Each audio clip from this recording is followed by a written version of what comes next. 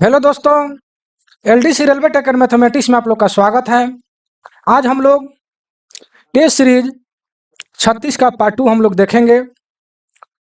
इसका पार्ट 1 बन चुका है, आप लोग उसमें जाकर देखेंगे, पूरा डिटेल रूप से बताया गया है। आज हम लोग 36 का पार्ट 2 हम लोग देखेंगे। देखिए क्वेश्चन नंबर 48 है, 48 के पहले अर्थात 47 तक पार्ट 1 में करा दिया गया है। 47 को क्वेश्चन कराने में हमको लगभग 1.5 घंटा समय अर्थात लगभग 1 घंटा 20 मिनट का वो वीडियो बना है। और बहुत सारे कमेंट आने लगे कि सर 45-47 ही क्वेश्चन में आपने 1.5 घंटा लगा दिया, बहुत समय लगाते हैं। हम कहना चाह रहे हैं कि कोई भी क्वेश्चन को अगर पूरा डिटेल रूप से बताते हैं तो टाइम तो लगेगा ही लगेगा। अगर आंसर क्वेश्चन बताना है तो आधे घंटे में ही 100 क्वेश्चन को पढ़ा जा सकता है। तो खैर ठीक है, आज मैं कोशिश करूंगा कि 1 घंटा के अंदर मैं इस क्वेश्चन को समाप्त कर दूं। 110 क्वेश्चन है, 48 इसमें करा ही दिया गया, 50 क्वेश्चन लगभग होंगे। मैं उतना डिटेल से नहीं बताऊंगा जितना कि पार्ट 1 में मैं बताया था, क्योंकि उसमें 1 घंटा से ज़्यादा लगभग 1.5 घंटा के आसपास समय लग गया था, कमेंट भी आने लगे थे। चलिए देर ना करते हुए हम क्वेश्चन पर चलते हैं। अगर मेरा वीडियो आप लोग को अच्छा लगे तो लाइक शेयर और सब्सक्राइब जरूर कीजिएगा। चलिए नेक्स्ट क्वेश्चन, क्वेश्चन नंबर 48 में क्या कह रहा है कि ISO 45,000 से क्या फायदे हैं। देखिए 45,000 जो दिया हुआ है, ये 45,000 नहीं है, बशर्ते यहाँ पर 1 है, ठीक है ना। क्वेश्चन में जैसे था वैसे टाइपिंग हुआ है, ये 45,001 है, ठीक है। तो 45,001 जो है यह किससे संबंधित है, तो व्यवसायिक स्वास्थ्य और सुरक्षा जोखिम को नियंत्रण से संबंधित है, ठीक है। व्यवसायिक, जिसे यहाँ पर बी नंबर में आप देख रहे हैं, व्यवसायिक स्वास्थ्य सुरक्षा जोखिम को नियंत्रण करें लिखा हुआ है, लेकिन व्यवसायिक स्वास्थ्य और सुरक्षा जोखिम को नियंत्रित से संबंधित है। समझे कि नहीं समझे। तो यह 45,001 जो है यही बताता है। इस पर 3-4 क्वेश्चन इंपॉर्टेंट है जो मैं बता दे रहा हूं, फिर मैं पूरा डिटेल में चलूँ तो वीडियो बहुत ही लंबे हो जाएंगे, ठीक है। तो ये तो हो गया आपके आंख के सामने कि 45,001 जो है स्वास्थ्य व्यवसायिक स्वास्थ्य का मतलब हो गया कि जहां आप काम करते हैं, जिस व्यवसाय से आप जुड़े हुए हैं, उससे संबंधित, मतलब व्यवसायिक स्वास्थ्य संबंधित, वहां से अगर उससे व्यवसाय से संबंधित अगर आपका कोई तबीयत या कोई मतलब कि स्वास्थ्य में खराबी होता है या सुरक्षा से संबंधित, तो वो जो है 45,001 आता है, ठीक है। और एक जो आता है 18,001 होता है, 18,001, ठीक है। यह किससे संबंधित है, तो ये है healthy and safety management system से संबंधित है। हेल्दी एंड मैनेजमेंट सिस्टम से संबंधित है। इसको कहीं कहीं आपको लिख देता है OHSAS, ठीक है। इससे भी संबंधित, मतलब उसी का या फुल शॉर्ट हो गया, ठीक है। इतना ही केवल लिखते हैं, इसलिए इसको भी लिख लेंगे, पहले हिंदी में लिख लेंगे कि healthy and safety management system से संबंधित है। और कोस्ट में जो है इसको आप लोग कॉपी में लिख लेंगे, ठीक है। उसके बाद में एक आता है 14,001, मतलब इस सब में ISO लगा हुआ है, आप लोग लिख लेंगे ISO, ठीक है ना। ISO 14,001 यह किससे संबंधित है, तो इन्वायर मैनेजमेंट सिस्टम से संबंधित है, ठीक है। किससे संबंधित है, इन्वायर मैनेजमेंट सिस्टम से संबंधित है। और एक आता है 50,001, ठीक है। यह किससे संबंधित है, तो ऊर्जा मैनेजमेंट सिस्टम से संबंधित है, ठीक है। और एक आता है 27,001, यह किससे संबंधित है, तो इंफॉर्मेशन सिक्योरिटी मैनेजमेंट सिस्टम से संबंधित है। किससे संबंधित है, इंफॉर्मेशन सिक्योरिटी मैनेजमेंट सिस्टम से संबंधित है, ठीक है। और देखिए इसको लिख लीजिएगा, आगे बढ़ते हैं। और उसके बाद में आता है 22,000, यह किससे संबंधित है, तो यह जो है फूड सेफ्टी मैनेजमेंट सिस्टम से संबंधित है। यह किससे संबंधित है, फूड सेफ्टी मैनेजमेंट सिस्टम से संबंधित है, ठीक है। और एक आता है ISO 31,000, यह किससे संबंधित है, तो रिस्क मैनेजमेंट सिस्टम से संबंधित है। देखिए मैं जल्दी ये 4-5 तो था, मैंने बता दिया। यह क्वेश्चन एक बार और आया था, मैं पूरी डिटेल में मैंने बताया था, वीडियो लंबी ना हो, क्योंकि कमेंट बहुत सारे आ रहे हैं कि बहुत सारे जो है वीडियो लंबे हो जा रहे हैं इतने सारे क्वेश्चन में, तो डिटेल मैं बताऊंगा तो वीडियो तो लंबा होगा ही। देखिए इतना ही बताने में हमको 5 मिनट समय लग गया, ठीक है, एक क्वेश्चन को। जबकि मैं अगर इस तरह करके बताता कि हाँ 45,000 एक किससे संबंधित है, तो व्यावसायिक स्वास्थ्य और सुरक्षा जोखिम से नियंत्रित से संबंधित है, और आगे निकल जाता। लेकिन जब डिटेल में बताऊंगा तो मैं आप ही लोग के लिए ना बताता हूँ, ताकि आप लोग का जानकारी बढ़े, और कहने का मतलब है कि कोई भी क्वेश्चन ना छूटे और आप लोग का कंफ्यूजन दूर हो, इसी के लिए मुझे डिटेल रूप से बताने का मतलब कि इच्छा होता है। चलिए 49 नंबर में क्या कह रहा है कि राष्ट्रमंडल खेल 2022 में भारतीय महिला हॉकी टीम ने कौन सा पदक जीता था। जो 2022 में जो राष्ट्रमंडल खेल जो हुआ था, उसमें महिला टीम ने कौन सा पदक जीता था, तो उसमें जो है ब्रॉन्ज जो है पदक उन लोगों ने जीते हुए थे, ठीक है। चलिए, तो ब्रॉन्ज जो है आप देख रहे हैं कि ए नंबर में आपको दिया हुआ है। चलिए नेक्स्ट क्वेश्चन पर हम चलते हैं। क्वेश्चन नंबर 50 कह रहा है कि यूडीएम में सामग्री को टैली बुक पर किस माध्यम से लिया जाता है, ठीक है। तो इसमें जो है हमको जहां तक विश्वास है कि 50 नंबर का मैंने ये चेक कराया था ना, लेकिन ये जो है हमारे समझ से नहीं होगा। इसका आंसर जो है देखिए यहाँ पर सी होगा, इसका आंसर जो है सी होगा, हिसाब किताब, ठीक है ना, मतलब कि लेखाकरण के माध्यम से संबंधित है, ठीक है ना। यूडीएम सामग्री को टैली बुक पर किस माध्यम से लिया जाता है, तो लेखाकरण के माध्यम से लिया जाता है। यहाँ पर हिसाब किताब लिखा हुआ है, लेकिन आप यहाँ पर हिंदी में लिख लें कि लेखाकरण लेखाकरण लेखाकरण से संबंधित है, ठीक है ना, के माध्यम से मतलब लिया जाता है, लेखाकरण के माध्यम से लिया जाता है, ठीक है। चलिए आगे बढ़ते हैं, आज तेजी में पूरा निकलने का हम प्रयास करेंगे। चलिए 51 नंबर, तेजस के डिब्बों में तेजस के डिब्बों में डैश प्रकार के मुख्य दरवाजे लगाए गए हैं, तो उसमें जो है ऑटोमेटिक जो है स्वचालित प्रेशर प्लग इन का मतलब प्रयोग किया गया है, ठीक है। जो आप देखिए यहाँ ए सी ऊपर हो गया है, ठीक है ना, टाइपिंग में थोड़ा सा ए सी नंबर है, तो स्वचालित प्रवेश प्लग इन का ही प्रयोग हुआ है, ठीक है। Next question, high pressure water mist fire suspension system यानी पेंट्री कार पावर कार में पदार्थ का उपयोग किया जाता है। देखिए इसमें जो है नाइट्रोजन एंड वाटर, इसका हाई प्रेशर के लिए जो है नाइट्रोजन एंड वाटर का उपयोग किया जाता है, ठीक है। इसका आंसर ए हो जाएगा, ठीक है। क्वेश्चन नंबर 53 में चलते हैं। फिएट बोगी और बॉडी के बीच ट्रैक्शन और ब्रेकिंग फोर्स किसके माध्यम से स्थानांतरित किया जाता है, ठीक है। तो ये जो है ट्रैक्शन सेंटर के माध्यम से इसका ब्रेकिंग फोर्स को जो है स्थानांतरित मतलब किया जाता है, ठीक है। और इस पर मैं फिर अब डिटेल बताऊं तो फिर क्वेश्चन जो है वीडियो लंबे हो जाएंगे, लेकिन मैं आप लोग को झलक जो है दिखला देता हूं, क्योंकि जो सेंटर जो होता है, सेंटर पिवोट जो आईसीएफ में जो होता है सेंटर पिवोट, या एलएचबी या फिएट बोगी में जो है ट्रैक्शन सेंटर जो होता है, ठीक है, तो इसके द्वारा जो है ब्रेकिंग फोर्स को ट्रांसमिट किया जाता है, ठीक है। लेकिन क्वेश्चन कहीं कहीं ये भी कर देता है कि कोच का जो है वर्टिकल फोर्स जो है किसके माध्यम से ट्रांसमिट होता है, तो आईसीएफ में जब जानते हैं कि यह जो है साइड बैरियर के माध्यम से जो है वर्टिकल फोर्स ट्रांसमिट होता है, ठीक है।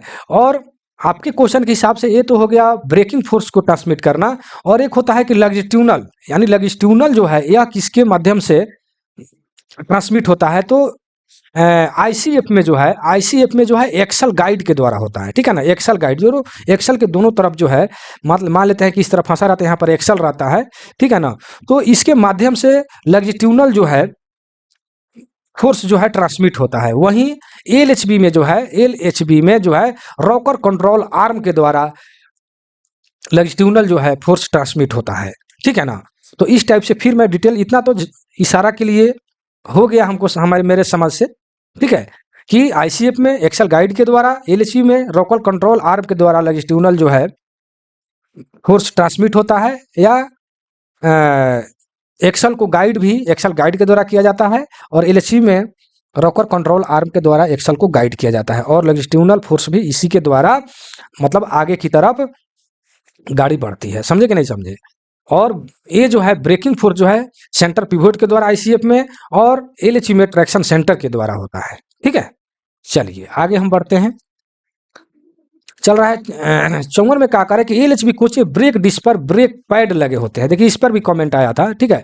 तो इसमें आप जानते हैं कि एक एक्सल पर जो है 2 डिस्क होते हैं, ठीक है। तो मान लेते हैं दोनों तरफ ब्रेक पैड होता है, ठीक है। तो एक एक्सल पर आपको 4 ब्रेक पैड हो जाएगा, ठीक है ना, 4 हो गया। तो यहाँ पर क्या किया है कोच, ठीक है। तो कोच में जो है दो है, जैसे कि एक एक्सल पर जो है 2 डिस्क होते हैं, तो इसके लिए 4, तो 4 चौका 16 दूना 32, यानी काथी में क्वेश्चन ने क्या किया है कोच में, ठीक है। तो एक बोगी में आपको 16 हो जाएगा, ठीक है। तो 54 का मैंने आंसर क्या चेक कराया है, सी चेक, ए चेक करा दिया है, लेकिन ए नहीं होगा, ठीक है। क्योंकि जैसा क्वेश्चन में आंसर आता है मैं उसी तरह भेज देता हूँ, लेकिन जब मैं वीडियो बनाता हूँ उसका क्लियर कर देता हूँ, ठीक है। तो एक एक्सल पर जो है कहने का तात्पर्य है कि 2 डिस्क होते हैं और एक डिस्क में दोनों तरफ ब्रेक पैड लगे रहते हैं, ठीक है। तो एक एक्सल पर आपका 4 मतलब कि हो गया, ठीक है। एक एक्सल पर 4, तो 4 दूना 8, 8 दूना 16, यानी 16 ही होगा, ठीक है, ठीक है ना। कितना हो जाएगा 16 हो जाएगा।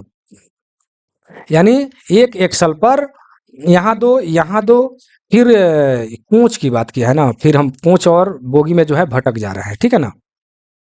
देखिए तो यहाँ दो, यहाँ दो, यहाँ दो, कितना हो गया 2, 2 4, 2 6, 2 8, ठीक है, 16 हो जाएंगे, ठीक है ना, 16 हो जाएंगे। यानी एक बोगी में जो है 4 4 8, 8 दूना 16, ठीक है। तो कोच में जो है 16 हो जाएगा। आगे बढ़ते हैं नेक्स्ट क्वेश्चन, क्वेश्चन नंबर 55। 55 में जो है कह रहा है कि LWSA कोच में डैश एयर स्प्रिंग जो है कौन सा एयर स्प्रिंग लगा रहता है, तो इसमें जो है 160 KN का लगा रहता है, ठीक है ना। मैंने इसी वीडियो में, पिछले वीडियो में जो है फर्स्ट पार्ट में मैंने बताया है कि आपको फर्स्ट पार्ट जाकर देखेंगे कि 120 वाले को कहाँ लगता है और इसका रंग कैसा होता है, 140 वाला का रंग कैसा होता है, 160 वाला का कैसा होता है, ठीक है ना, 180 KN वाला का, ठीक है ना। तो ये जो है आपको मैंने बताया था कि 180 वाला का ग्रे होता है, इसका स्काई ब्लू होता है, इसका रेड होता है, ठीक है ना, और इसका जो है ग्रीन होता है कलर, ठीक है ना। और ये कहाँ कहाँ लगता है ये मैंने फर्स्ट पार्ट में बताया है, ठीक है। फिर मैं डिटेल बताऊं, वीडियो लंबे हो जाएंगे, मैं थोड़ा थोड़ा सब में से आज बताऊंगा। आज आप लोग के कहना अनुसार, कमेंट के अनुसार मैं वीडियो बनाऊंगा, मतलब कि समय कम लगाऊंगा, क्योंकि मैं डिटेल बताऊंगा फिर वीडियो लंबे हो जाएंगे, ठीक है। चलिए नेक्स्ट क्वेश्चन क्या करें कि CNC मशीन टूल में पार्ट प्रोग्राम को कंप्यूटर मेमोरी में फिट रहता है, ठीक है। यहाँ पर दिया हुआ है CNC, ठीक है। तो CNC का जो है CNC का जो फुल फॉर्म जो होता है कंप्यूटर न्यूमेरिकल कंट्रोल होता है, न्यूमेरिकल कंट्रोल। कहीं आपको नंबरिक कंट्रोल भी मिलेगा कंप्यूटर, लेकिन शुद्ध रूप से क्या होता है कंप्यूटर न्यूमेरिकल, न्यूमेरिकल, न्यूमे न्यूमेरिकल, ठीक है, एक क है न्यूमेरिकल, ठीक है। तो कंप्यूटर न्यूमेरिकल कंट्रोल होता है, कहीं कंप्यूटर नंबरिक कंट्रोल भी आपको देखने को मिलेगा, ठीक है। तो कहने का मतलब यह क्वेश्चन कर रहा है कि मेमोरी में फिट रहता है, कहने का मतलब है कि कंप्यूटर में जो है फिट रहता है। जैसे कि आपने देखा होगा टर्निंग मशीन जो होता है जिसपे चक्का को टर्निंग किया जाता है, छिलाई होता है दाया में कम बेस जो, तो वहां पर उसमें CNC मशीन का प्रयोग किया जाता है और उसमें कंप्यूटर में फिट कर दिया जाता है कि इतना दाया का चक्का चाहिए, ठीक है ना। तो उतना पर वह चक्का टर्न होते रहता है, जब उसका जहां पर वह फिट होता है इतना नंबर मतलब इतना दाया का चाहिए, वहां पर ऑटोमेटिक वह रुक जाता है और उससे आगे नहीं बढ़ता है, ठीक है। तो कह रहा है कि इसको जो फिट रहता है उसे डैश कहने का मतलब उसको हम बार बार उपयोग कर सकते हैं, ठीक है। जो फिट रहता है उसको हम लोग बार बार उपयोग जो है कर सकते हैं, कहने का तात्पर्य यही है। तो ये कितना था 56 नंबर क्वेश्चन, ठीक है ना। तो इसका आंसर देखिए बी नंबर में दिया है, बार बार इसका उपयोग किया जा सकता है। चलिए 57 नंबर में देखते हैं, कह रहा है कि CLW प्रोत्साहन योजना में बोगी सबको काम करने वाले क्रेन चालक को डैश में वर्गीकृत किया गया है। तो ये है आवश्यक अप्रत्यक्ष कार्यकर्ता, अर्थात इसेंशियल इनडायरेक्ट वर्कर के रूप में ये आएंगे, ठीक है ना। देखिए इंसेंटिव वाला जो मैंने अभी वीडियो जो बनाया है उसमें जाकर देखेंगे, इसके बारे में मैंने पूरे डिटेल रूप से आप लोग को मैंने बताया है। ठीक है, डायरेक्ट इनडायरेक्ट, इसेंशियल इनडायरेक्ट, ठीक है, सभी के बारे में मैंने डिटेल रूप से बताया है। ठीक है, तो उसको जाकर 100% आप लोग देखेंगे, क्योंकि उसमें जो है मैंने वर्कशॉप को HOER के अनुसार कितने वर्गों में बांटा गया है, और वो मतलब कि 4 वर्गों में बांटा गया है, वर्कशॉप को कितने वर्गों में बांटा गया है, और उस सब के अनुसार कितना कितना इंसेंटिव मिलता है, कितना % इंसेंटिव मिलता है, सब मैंने डिटेल रूप से इंसेंटिव वाले वीडियो में मैंने बताया है। वो वीडियो जाकर देखेंगे, जो भाई PDF लिए हैं वो PDF जाकर भी पढ़ेंगे, उनको सभी के सभी मिल जाएंगे। मैं यहाँ भी डिटेल रूप से आप लोग को बता देता, लेकिन कमेंट है कि सर आप बहुत वीडियो में टाइम लगाते हैं, मैं आगे निकलूंगा। देखिए, अनावश्यक नहीं, आवश्यक अप्रत्यक्ष खर्चकर्ता, ये जो है क्रेन चालक जो है, क्रेन ड्राइवर जो है, इसेंशियल इनडायरेक्ट वर्कर के रूप में आते हैं। इनको 80% इंसेंटिव मिलता है। इसी के अंतर्गत जेई लोग भी आते हैं। ठीक है, चलिए डिटेल रूप से जानने के लिए आप इंसेंटिव वाला वीडियो जाकर देखेंगे। चलिए, मैं प्रत्येक क्वेश्चन पर जो है 5, 7, 4, 5 जरूर क्वेश्चन को क्लियर करता हूं, लेकिन आज केवल आप लोग को इशारा दूंगा, आप लोग समझेंगे, क्योंकि वीडियो लंबा ना हो। चलिए, लिखा है कि यदि WSP माइक्रो प्रोसेसर में 72 कोड दिखाता है तो इसका मतलब क्या होगा। ठीक है, तो इसका मतलब होता है किसी एक एक्सेल पर परमानेंट फॉल्ट है। ठीक है, किसी एक एक्सेल पर परमानेंट फॉल्ट है। एक होता है 72 जो आप देख रहे हैं, दूसरा होता है 73। 73 का मतलब हो जाता है कि कई एक्सेल पर फॉल्ट है, कई एक्सेल पर परमानेंट फॉल्ट है। 72, 73, और एक होता है 95 कोड। 95 का मतलब यह हो जाता है कि यह जो है अस्थायी फॉल्ट होता है, क्योंकि एक ऐसा फॉल्ट है जो खराब भी होता है और ऑटोमेटिक ठीक भी हो जाता है। ठीक है, तो आपको ऑप्शन में अगर 95 वाला क्वेश्चन आ जाता है तो आपके ऑप्शन में रहेगा कि इसका कोई अर्थ नहीं है या अस्थायी। ठीक है, तो इसका आंसर होता है इसका कोई अर्थ नहीं है, क्योंकि यह खराब भी होता है, ऑटोमेटिक ठीक भी हो जाता है। और एक होता है 99 कोड। 99 कोड का मतलब यह हो जाता है कि आपका ऑल सिस्टम पूरी तरह से काम कर रहा है, कहीं भी कोई दिक्कत की बात नहीं है। ठीक है, तो इस पर आप लोग डायमेंशन वाला वीडियो जाकर देखेंगे, और यहाँ पर तो मैं चारों कोड का मैंने बता ही दिया। तो डंप बॉल जो है क्या कर रहा है, WSP जो है क्या बोलते हैं उसको, सेंसर। ठीक है, जो एक्सेल पर जो यहाँ पर सेंसर जो लगा रहता है, सेंसर, और यहाँ पर एयर गैप भी होता है। फिर मैं बताऊं, वीडियो लंबे हो जाएंगे, कि क्या बोलते हैं, इसी तरह तो बताना ही पड़ता है। 0.9 से 1.4 mm तक यहाँ पर जो गैप होता है, और इसमें दांते जो लगे रहते हैं, 80 जो दांते होते हैं। ठीक है ना, तो यही फोनिक व्हील जो है सेंसर के द्वारा यहाँ पर माइक्रो प्रोसेसर में भेजता है कोड को। ठीक है, और कोड के हिसाब से लोको पायलट समझते हैं कि हाँ मेरा कहाँ पर फॉल्ट है, नहीं फॉल्ट है। ठीक है ना, चलिए मैं आगे बढ़ता हूँ। ये क्वेश्चन को मैंने कई बार बता दिया है। चलिए, क्या कह रहा है, यदि किसी स्काइड द्वारा लिया गया समय, देखिए ये जो है इंसेंटिव का क्वेश्चन है, 120 घंटे हैं और अनुमत समय 1769 घंटे हैं, तो स्क्वाइड द्वारा प्रोत्साहन भत्ते की प्रतिशत कितना होगा। ठीक है, यह प्रतिशत जो है निकालने का कैसे निकलेगा, मैं इंसेंटिव वाला वीडियो में मैंने बताया है। ठीक है, फिर मैं यहाँ बता रहा हूँ, वीडियो तो लंबे होगा ही। तो प्रोत्साहन भत्ते का प्रतिशत होता क्या है, अगर हिंदी में लिखें तो यहाँ पर लिखा जाएगा अनुमत समय। अनुमत समय का मतलब हो गया कि अनुमानित समय जितना आपने अनुमान लगाया है, माइनस लिया गया समय, लिया गया समय। ठीक है, अब बटा फिर लिया गया समय, मतलब कितना समय में आपने यह काम को ले लिया, उसके बाद में इसको हम 100 से गुना कर देंगे तो परसेंटेज से निकल जाएगा। ठीक है ना, अनुमत समय, या इसको लिख सकते हैं दिया गया समय माइनस लिया गया समय बटा लिया गया समय, या अनुमत समय घटाओ लिया गया समय बटा लिया गया समय। इंग्लिश मीडियम वाले भी लिख सकते हैं 80 का मतलब हुआ कि अलाउ टाइम माइनस टी मतलब टाइम टेकन। टाइम टेकन कितना देर में आपने टाइम को टेकअप कर लिया, बटा फिर टी मतलब टाइम गुने 100 है। ठीक है, या इंग्लिश मीडियम वाले भी लिख सकते हैं allow time minus time taken बटा टाइम टेकन। ठीक है, गुने 100। ठीक है, इस आधार पर जब इस क्वेश्चन को जब बैठाएंगे तो आपको 45% आ जाएगा। अर्थात इसको हम बैठाकर भी देख सकते हैं, दिया गया समय या अनुमत समय लिख सकते हैं 1769 घटाओ 1220 बटा फिर लिया गया समय यानी 1220 गुना 100। देखिए इसी क्वेश्चन को मैंने इंसेंटिव में वाला में मैंने बताया था, और बिना घटाए हुए भी जल्दी जल्दी में मैं चाहता हूं कि डिटेल में भी आप लोग को बता दूं और जल्दी जल्दी भी बता दूं। उसी में कुछ कुछ क्वेश्चन जो है गड़बड़ हो जाता है, ठीक है, और कमेंट आने लगते हैं, लेकिन वो भाई नहीं समझते हैं कि थोड़ा सा जल्दी जल्दी में या, लेकिन आंसर गलत मैं नहीं बताता हूँ, थोड़ा सा गड़बड़ हो जाए लेकिन आंसर वहीं रहता है। तो मैं उसमें क्या किया है कि क्वेश्चन बिना घटाई इसको मैं काट दिया हूँ, ठीक है। तो इसको पहले हम घटाएंगे, तो घटाएंगे तो कितना आ जाएगा, यानी 549 आ जाएगा, ठीक है, बटा 1220, ठीक है, 1220 देखिए यही होता है, देखिए यहाँ पर गड़बड़ हो गया, ठीक है, गुना 100, ठीक है। तो जब इसको जब कटाएंगे, देखिए जगह भी नहीं है, तो इसको जब हल करेंगे तो 45% इसका आंसर आ जाएगा, ठीक है ना।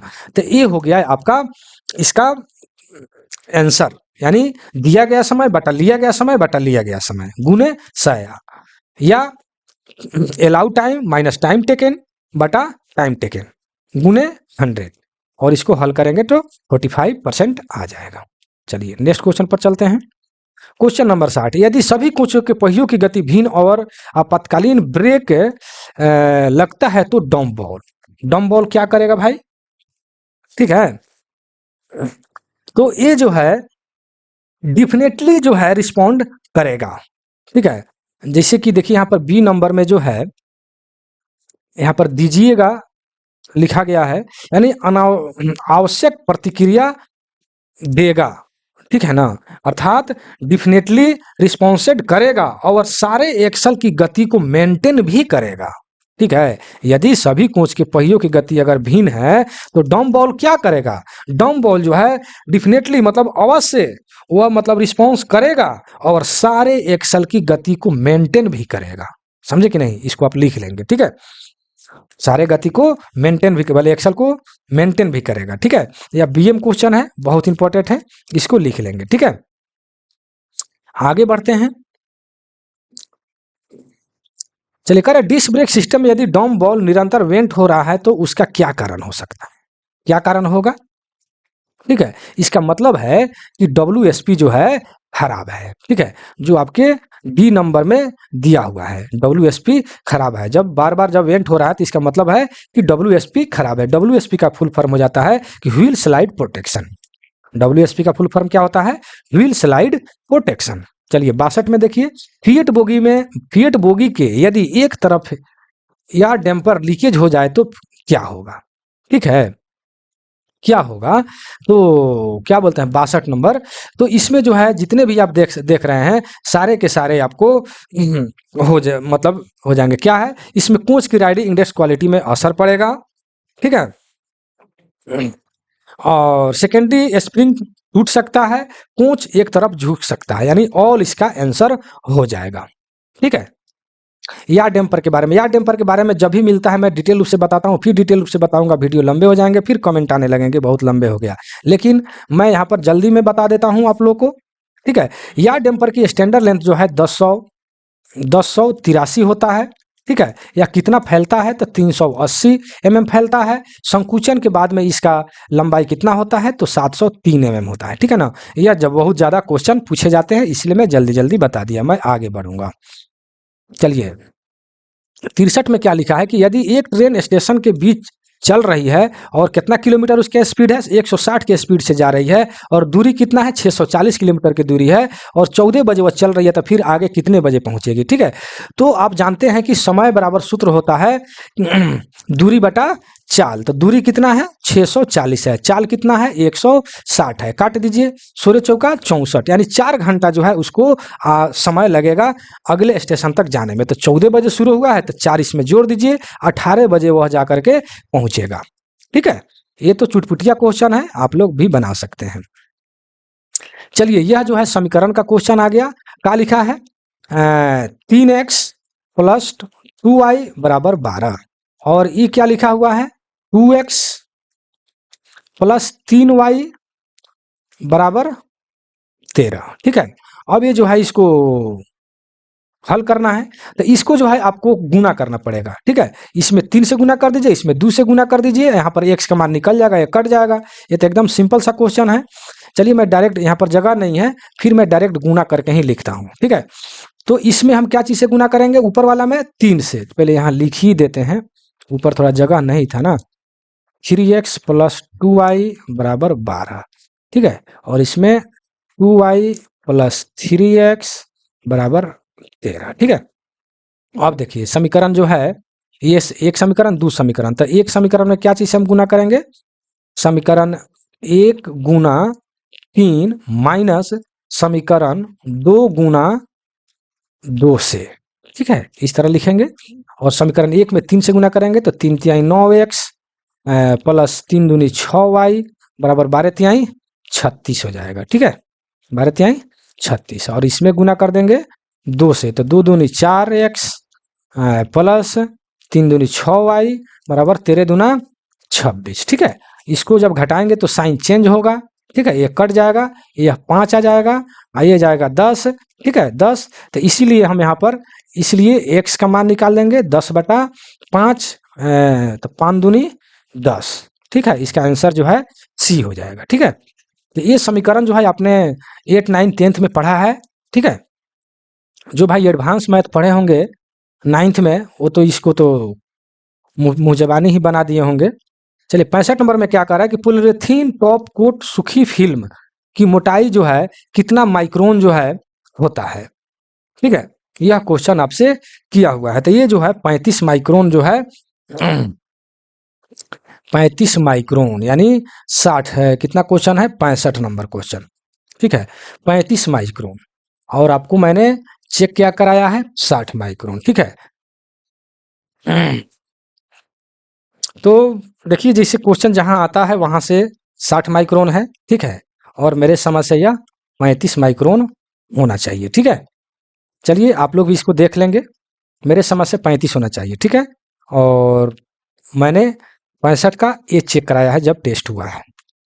चलिए next question 66 number, high pressure water mist fire suspension system में पानी के सिलेंडर की क्षमता कितना होता है, ठीक है।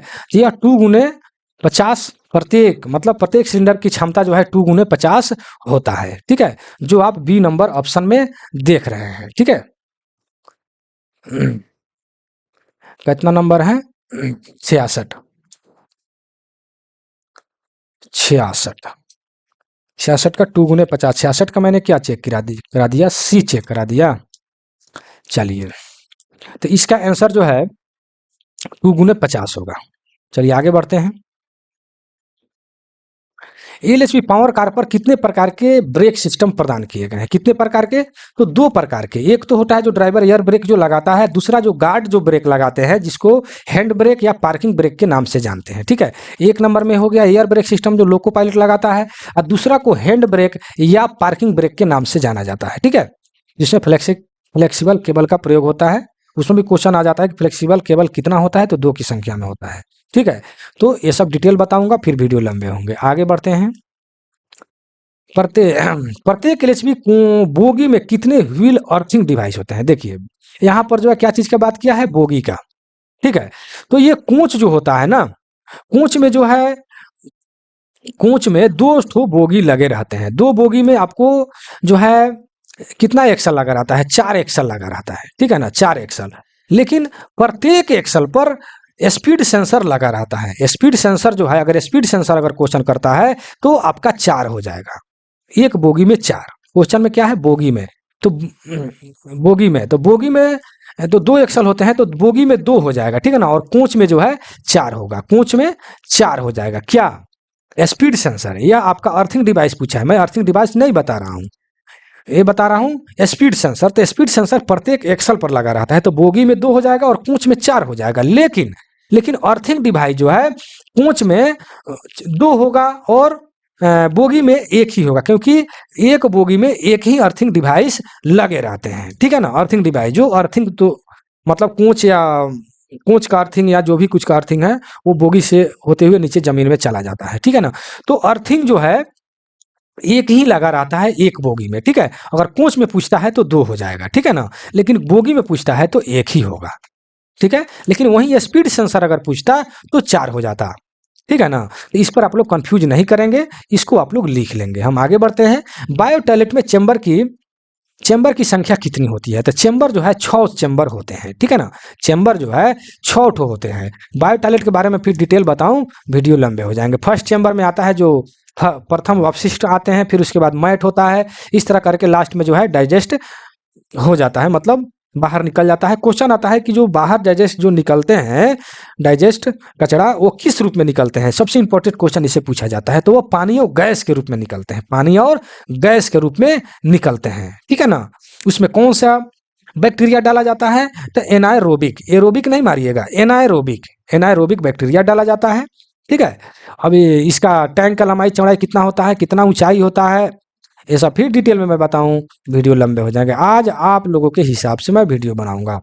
सीबीसी के सपोर्टिंग डिवाइस की बियर घिसाव प्लेट के साथ ऊंचाई, ठीक है। तो ये जो है 187.5 होता है, जो ए नंबर में आप देख रहे हैं, ठीक है। आगे बढ़ते हैं। 71 आरडीएसओ का फुल फॉर्म, आरडीएसओ का फुल फॉर्म यह पूछ रहा है। तो देखिए, research design and standard organisation. देखिए इसमें जो है आपको डिजाइन याद रखना है। कहीं भी ऑप्शन आता है तो यही चारों ऑप्शन रहता है, ठीक है ना, जिसमें और ऑप्शन में डिजाइन नहीं दिया हुआ है, ठीक है ना। तो डिजाइन आपको दिमाग में रखना है, मैं ये याद करने का तरीका मैं बता रहा हूँ, ठीक है।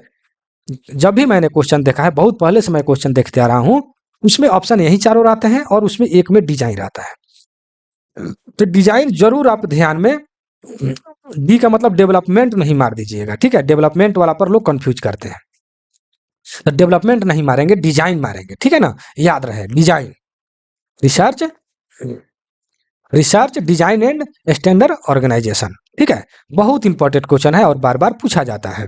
बार बार जो क्वेश्चन पूछा जाता है उसको नजरअंदाज नहीं कीजिएगा भाई, ठीक है ना। 72 नंबर में एएसी का फुल फॉर्म पूछ रहा है, विस्तृत रूप पूछ रहा है। तो एएसी का हो जाता है मतलब average annual consumption, average annual consumption. इसका हिंदी हो जाता है औसत वार्षिक खपत, औसत वार्षिक खपत, एवरेज एनुअल कंजप्शन, ठीक है। ए नंबर में जो दिया हुआ है, हिंदी में भी आप लोग लिख लेंगे मेरे हिंदी भाषी वाले भाई, कि औसत वार्षिक खपत, ठीक है, एवरेज एनुअल कंजप्शन, ठीक है। बहुत इंपॉर्टेंट क्वेश्चन है और जल्दी यह नहीं मिलता है, ठीक है। स्टोर वाला मेरा वीडियो जाकर देखेंगे, उसमें जो है पूरा डिटेल रूप से बताए हैं, या पीडीएफ जो भाई लिए हैं वो पीडीएफ जाकर पढ़ेंगे, स्टोर वाला बहुत अच्छे ढंग से मैंने बताया है उसमें। निम्नलिखित फर्म में रेलवे में पेंट्री कार और जनरेटर कम ब्रेक वैन के लिए automatic fire detection cum manual high pressure water mist suppression system पर काम किया जाता है, ठीक है। इस पर काम किया जाता है। तो मेसर्स सनकोर जो है, देखिए क्या बोलते हैं, इंटरप्राइजेज और मेसर्स चैतन इलेक्ट्रिक्स। देखिए ये जो है क्वेश्चन आता है, बीएम क्वेश्चन है, जैसे भी याद होता है आप लोग इसको रट लेंगे, ठीक है। इंपॉर्टेंट क्वेश्चन है।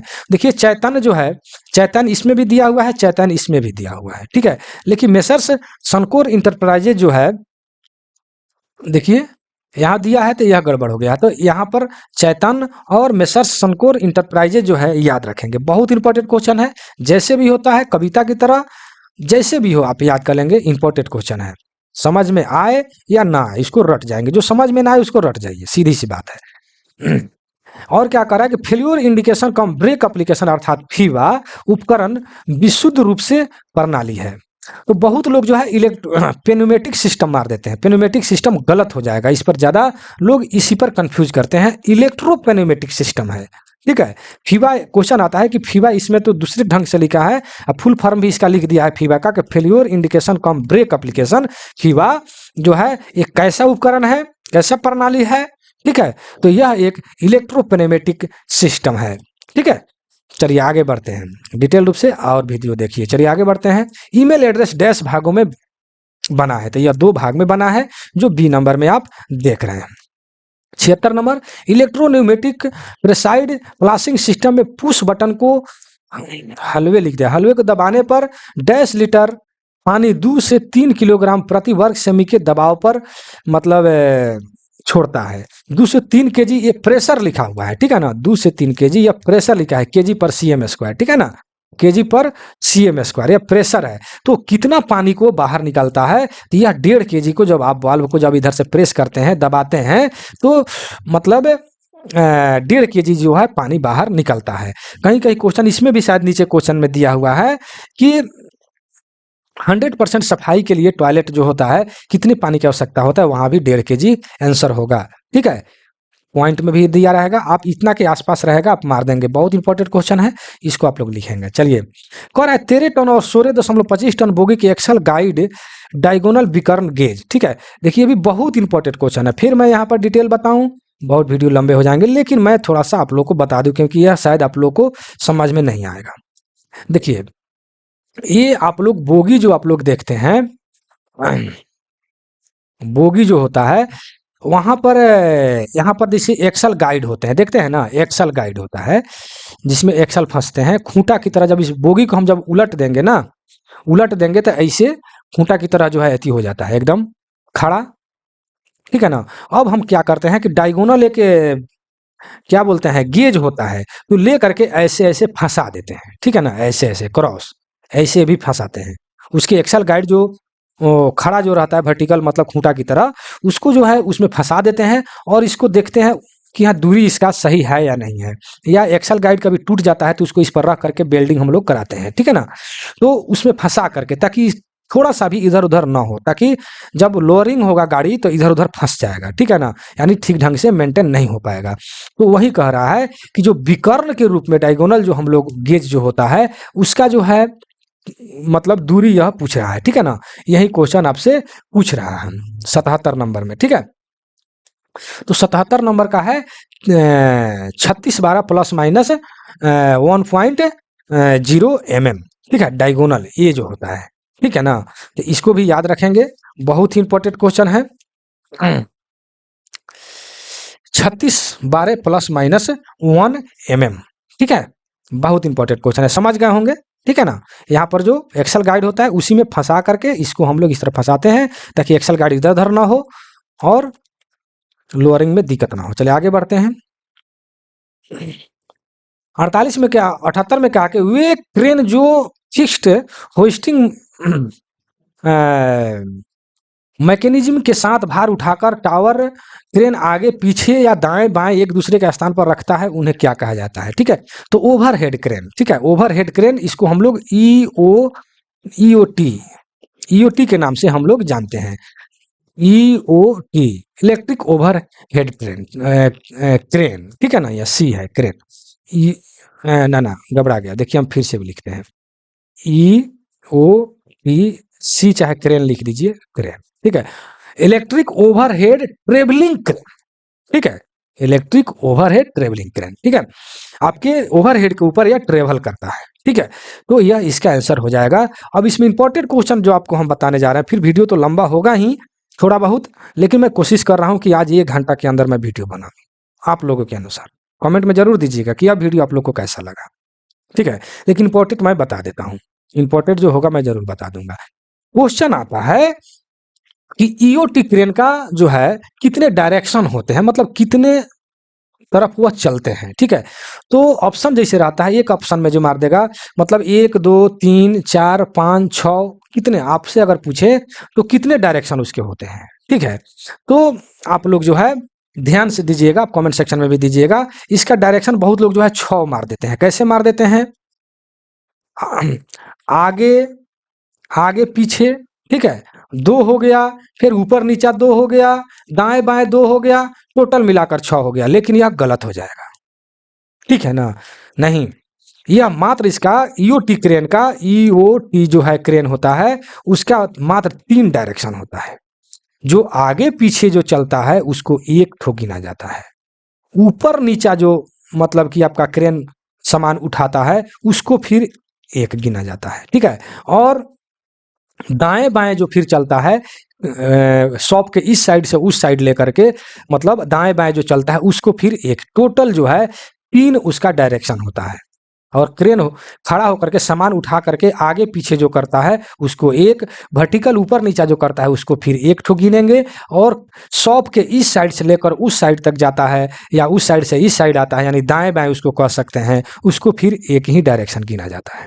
ठीक है, यानी उसके मात्र कुल 3 डायरेक्शन होता है, लेकिन कंफ्यूजन में लोग 6 डायरेक्शन मार देते हैं, दाएं बाएं आगे पीछे ऊपर नीचा, 2 2 4 2 6 मार देते हैं, जो गलत हो जाएगा। ठीक है, तो बहुत इंपॉर्टेंट, ये आपको जल्दी नहीं मिलेगा।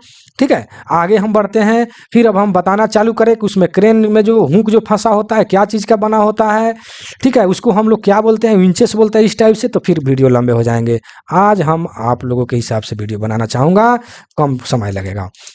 वाहन के खाली होने पर कपलर की ऊंचाई को डैश के द्वारा समायोजित किया जाता है। ठीक है, किसके द्वारा जो है समायोजित किया जाता है, तो सिम्स जोड़न या हटाना। सिम कह रहा है कि वाहन में खाली होने पर कपलर की ऊंचाई सिम्स के द्वारा। क्वेश्चन आता है कि सिम्स की मोटाई जो है कितना होता है। ठीक है ना, ये बहुत सारा क्वेश्चन, फिर डिटेल बताऊं, वीडियो लंबे होंगे। ठीक है, तो जानिए कि यह सिम्स को जोड़ना हटाने से मतलब कपलर का जो कहीं देखते हैं कि अधिकतम कपलर का हाइट जो है 1105 mm होता है। ठीक है ना, न्यूनतम 1030 mm होता है। तो जब गाड़ी खाली होगा भाई, मान लेते हैं कि गाड़ी का यह डब्बा है और यह डब्बा है, ठीक है, बोगी है, यह गाड़ी खाली हो गया और यह लोडिंग है। ठीक है, तो इसका तो कपलर नीचे रहेगा, ऊंचा रहेगा। उस स्थिति में यहाँ पर क्वेश्चन का वाहन के खाली होने पर कपलर की ऊंचाई जब खाली होगा तो निश्चित है कि ऊपर नीचा होगा, तो उसको मेंटेन करने के लिए हम लोग सिम्स का प्रयोग करते हैं। और सिम्स का मोटाई कितना होता है आप लोग कमेंट सेक्शन में दीजिए, मैं फिर बताऊंगा डिटेल में, वीडियो लंबे होंगे। चलिए, भिन्न भिन्न प्रकार के स्टेनलेस भिन्न भिन्न प्रकार के स्टील की जंग प्रतिरोध शक्ति को वृद्धि। कहने का मतलब है कि स्टील में जंग प्रतिरोध मतलब जंग को रोकने के लिए कौन सा मतलब हम लोग मटेरियल मिलाते हैं, मतलब कि जंग को विरोध करने के लिए या प्रतिरोध शक्ति में वृद्धि के लिए कौन सा मटेरियल का हम लोग प्रयोग करेंगे, तो उसमें जो है हम लोग क्रोमियम का प्रयोग करेंगे। ठीक है ना, चलिए, दो जुड़े हुए भागों के बीच की निकासी को डैश के द्वारा मापा जाता है। ठीक है, तो ये बहुत इंपॉर्टेंट क्वेश्चन है, यह बार बार आता है। यह जो है फीलर गेज होगा। दो पार्ट के बीच में गैप को नापने के लिए जो है हम लोग किसका प्रयोग करते हैं, फीलर गेज का हम लोग प्रयोग करते हैं। ठीक है ना, जिसमें जो है गेज चैप्टर है, जो आप लोग जो ITI किए होंगे या पॉलिटेक्निक किए होंगे, गेज वाले चैप्टर जाकर पढ़ेंगे, उसमें पूरा डिटेल रूप से आप लोगों को मिल जाएगा। ठीक है ना, चलिए, इसमें क्या कर रहा है कि ASRS का फुल फॉर्म जो है पूछ रहा है 82 नंबर क्वेश्चन में। ठीक है, तो देखिए यहाँ पर C नंबर में दिया है ऑटोमेटिक स्टोरेज एंड रिटेलेबल सिस्टम, अर्थात स्वचालित भंडार और पुनः प्राप्ति प्रणाली। अर्थात इसका आंसर जो है आपको C नंबर हो जाएगा। आगे बढ़ते हैं 83 नंबर में।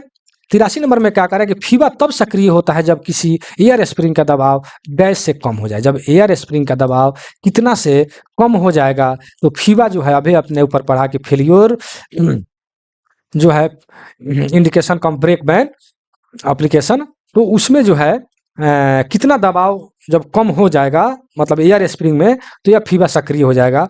तो 1 ± 0.1 kg पर cm², जब एयर स्प्रिंग में दबाव कम हो जाएगा तो जा करके फीवा सक्रिय हो जाएगा। ठीक है, अब एयर स्प्रिंग का कितना प्रेशर होता है, किसके द्वारा उसमें हवा की पूर्ति होता है, या फिर मैं अब डिटेल आगे बताऊंगा। चलिए आगे बढ़ते हैं। रेल सेवक अनुशासन एवं अपील नियम 1968 के अनुसार डिम्ड सस्पेंशन का आदेश जारी करने के लिए मानक फॉर्म कौन सा है, तो 2 है।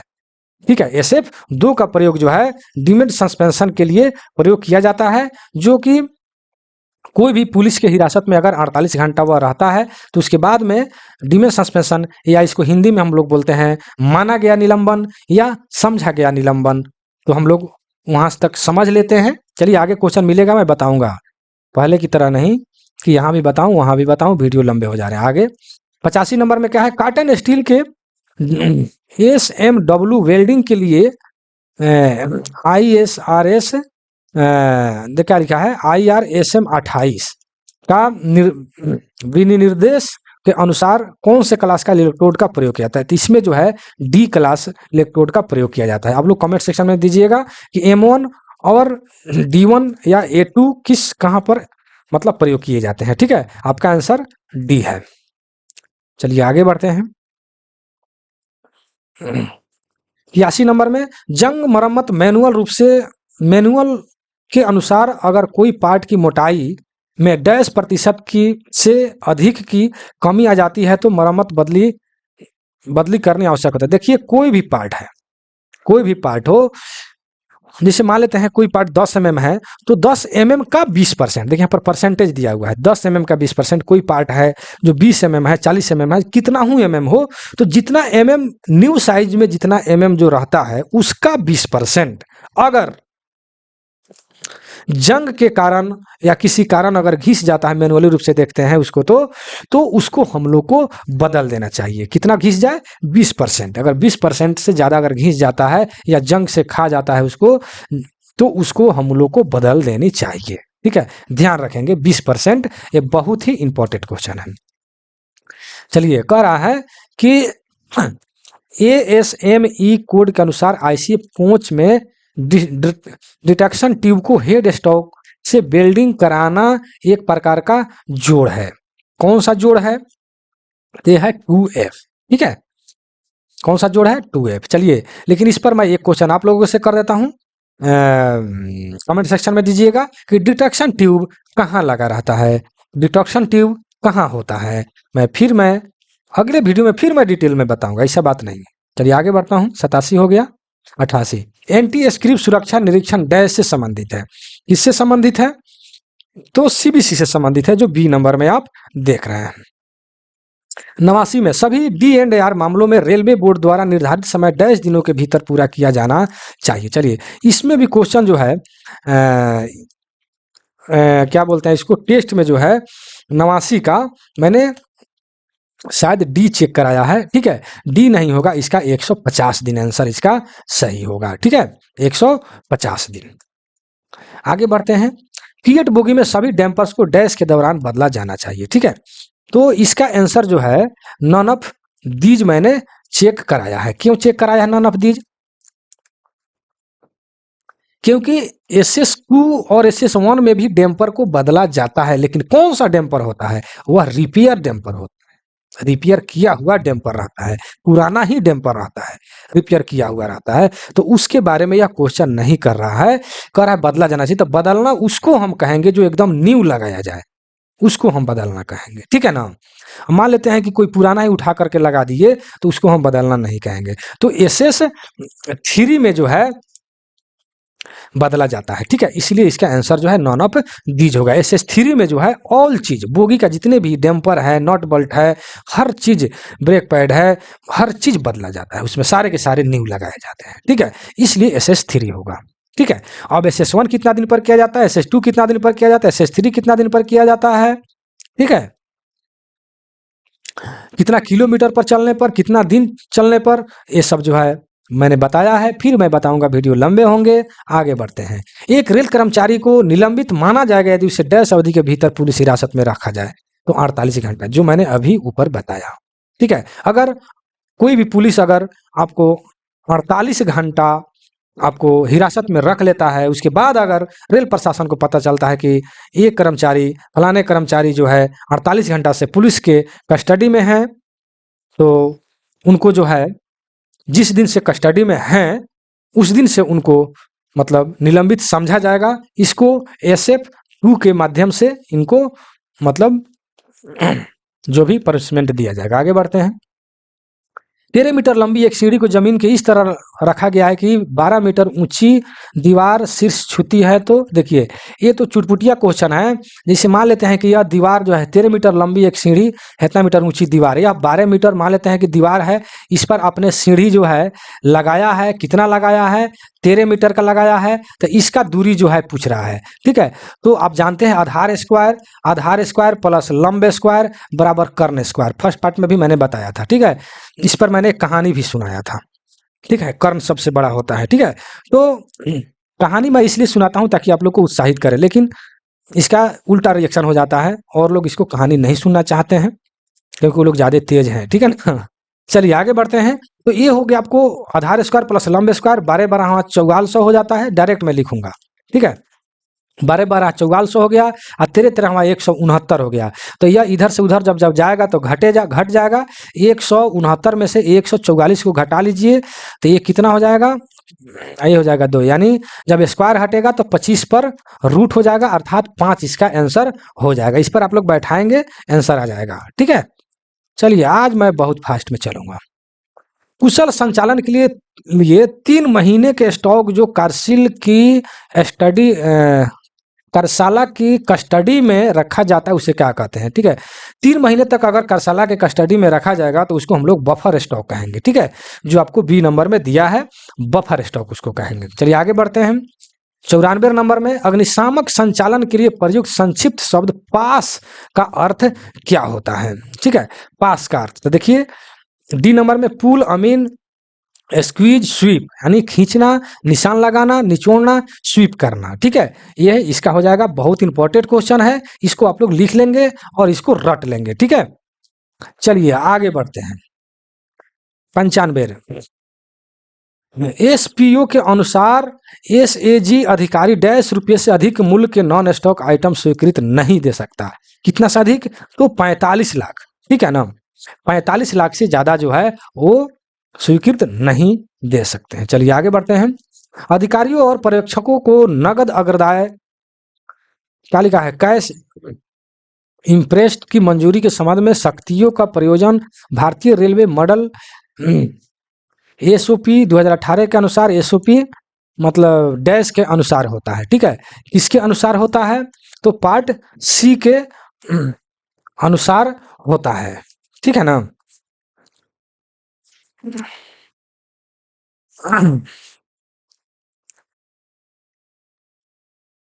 चलिए आज तो फास्ट वाला वीडियो है ना, आगे बढ़ते हैं। देखिए ये पार्ट सी होगा, मिसलेनियस मैटर्स। ठीक है, बी नंबर में। आगे बढ़ते हैं। एचआरएमएस में एल ए का मतलब क्या होता है?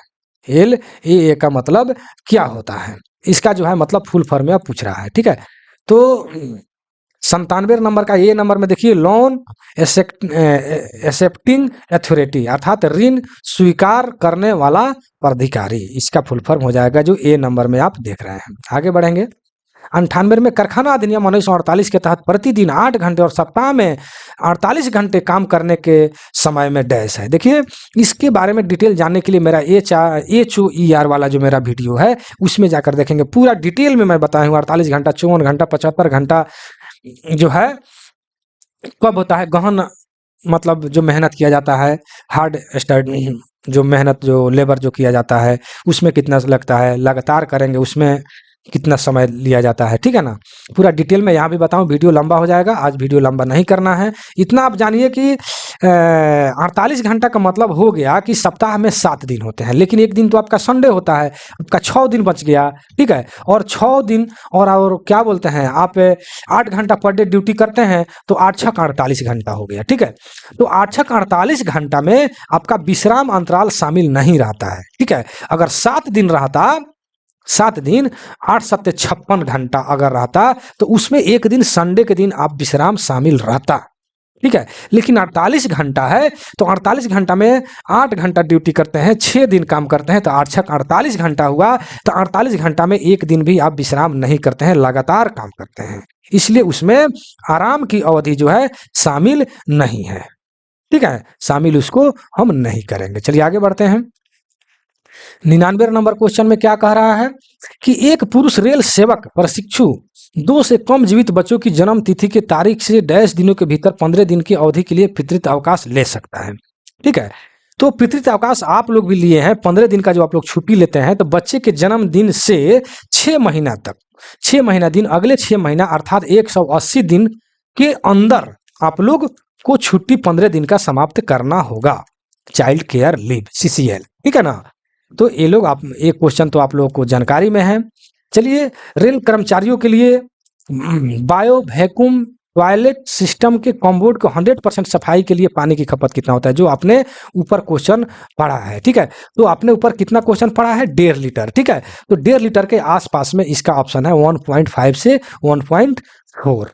ठीक है, 1.5 लीटर के आसपास से है, इतना आप पानी की खपत होगा। कहीं कहीं आपको आंसर ये भी मिलता है। ठीक है ना, तो बहुत नजदीक ऑप्शन है, तो मेरे समझ से ये हो जाएगा। ठीक है, 1 से 1.5 लीटर। ठीक है, आगे बढ़ते हैं। देखिए ये जो है आपका क्या बोलते हैं, राजभाषा का क्वेश्चन चालू हो गया। राजभाषा का क्वेश्चन तो सब एकदम इजी है, आप लोग भी बना सकते हैं। निम्नलिखित में से ग श्रेणी में किसके अंतर्गत आते हैं? तो ग श्रेणी आप जानते हैं कि दक्षिण भारत के जितने भी स्टेट है ग श्रेणी के अंतर्गत आता है। देखिए यहाँ पर दिया है आंध्र प्रदेश, केरला, ठीक है, और क्या लिखा है मेघालय, मेघालय, ये सब जो है ग श्रेणी के अंतर्गत आते हैं। ठीक है, क क्षेत्र के अंतर्गत वो आते हैं जो शुद्ध हिंदी होता है, ख क्षेत्र के अंतर्गत वो आते हैं जिसे हर एक मैं बताता हूँ, पंगु, दमन, महाचंडी, दादरा नगर को खाचंडी। ठीक है, यानी पंजाब जो है, गुजरात, ये लोग जो है ख क्षेत्र में आते हैं, ग क्षेत्र में ये लोग आते हैं। फिर मैं डिटेल बताऊंगा, वीडियो लंबे हो जाएंगे। आज मैं सोचता हूँ कि आज 1 घंटा से कम ही वीडियो बने, क्योंकि बहुत वीडियो लंबे हो जा रहे हैं। संविधान सभा ने डैश हिंदी को हिंदी भारत राजभाषा स्वीकार किया, 14 सितंबर 1949 को किया है। ठीक है ना, तो ये जितने भी इसमें क्वेश्चन है सारे के सारे हल्का है, आप लोग भी इसे जवाब दे सकते हैं। मैं वीडियो को यहीं समाप्त करूंगा। ठीक है, मुझसे जुड़ने के लिए मैं बता दूं, मुझसे जुड़ने के लिए या टेस्ट सीरीज में भाग लेने के लिए या पीडीएफ प्राप्त करने के लिए मेरे व्हाट्सएप नंबर पर 96 93 57 14 26, इस पर आप लोग मैसेज करके पीडीएफ प्राप्त कर सकते हैं या वीडियो या टेस्ट सीरीज में भाग ले सकते हैं। मैं अपने वीडियो को यहीं समाप्त करता हूं। कमेंट सेक्शन में जरूर लिखिएगा कि यह वीडियो आपको कैसा लगा, या हमको वीडियो कैसे बनाना चाहिए, या आप लोग को वीडियो कैसा चाहिए। चलिए, जय हिंद, जय भारत।